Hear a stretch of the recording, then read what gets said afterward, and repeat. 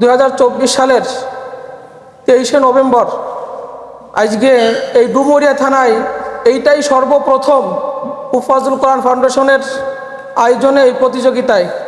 তা আমরা আল্লাহ রাব্বুল আলামিনের কাছে দোয়া করি যে আল্লাহ রাব্বুল আলামিন আমাদের এই প্রতিযোগিতা আমরা সুন্দর সুষ্ঠুভাবে আল্লাহ তাআলা সম্পূর্ণ করার তৌফিক দেন, আমরা বলি আমিন। আপনারা যারা বিভিন্ন মাদ্রাসা থেকে আসছেন, হুজুর তো বলে গেলেন উনি হচ্ছে এই ডুমুরিয়া থানার হুফাজুল কোরআন ফাউন্ডেশনের সভাপতি। অনেকে চেনে, অনেকে চেনে না। তা বিচারকরা এখন এখানে আসবে, এখানে এসে আপনাদের সাথে কিছু দিক নির্দেশনামূলক কথা বলবে। কথা বলার পরে 10 পারা আর 5 পারা গ্রুপ ওই মসজিদের, কত শুনছেন আপনারা, 4টা গ্রুপে আজকে প্রতিযোগিতা হবে। জানেন আপনারা 5 পারা, 10 পারা, 20 পারা আর 30 পারা। তো এইখানে আমরা যারা আসছি 30 পারা গ্রুপে কতজন আসছি একটু হাত উঁচু করেন তো দেখি। 30 পারা গ্রুপে আল্লাহ তাআলার কাছে দোয়া করতে হবে যে আল্লাহ রাব্বুল আলামিন আমাদের সুন্দরভাবে এখানে পারি। এরপরে সর্বশেষ কথা হলো যে যারা প্রতিযোগিতায় বিভিন্ন মাদ্রাসা থেকে আসছে কারোর সাথে যেন আবার দ্বন্দ্ব না লাগে, কারোর সাথে যেন ফিতনা ফাসাদ না লাগে।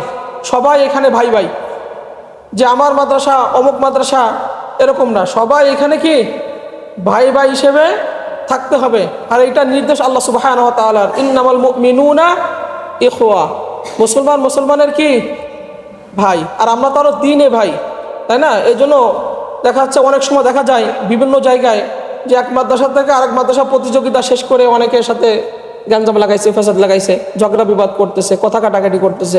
এরকমটা যদি যা হয়, কোনো মাদ্রাসা শিক্ষকরা আপনারা আসেন আর প্রতিযোগিতা যারা অংশগ্রহণ করতেছে না তারা একটু আপনারা বাইরে থাকেন। প্রত্যেক মাদ্রাসার যে শিক্ষক আপনারা আছেন তারা আপনারা আমাদের চলে আসেন। আমাদের খুলনার মেহমানরা চলে আসছেন, বিচারকরা চলে আসছেন। আপনাদের সাথে সৌজন্যমূলক কিছু কথা বলে আমাদের আজকের এই প্রতিযোগিতার কার্যক্রম শুরু হবে ইনশাআল্লাহ।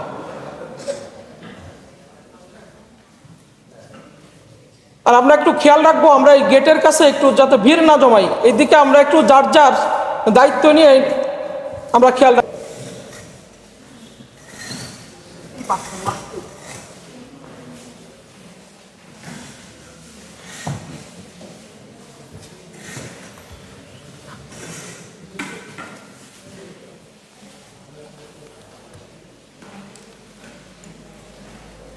শিক্ষক আপনারা যারা বিভিন্ন মাদ্রাসা থেকে আসছেন, আপনি একটু সামনের এই যে চেয়ারগুলো আছে আপনারা একটু ওইখানে আপনারা বসেন।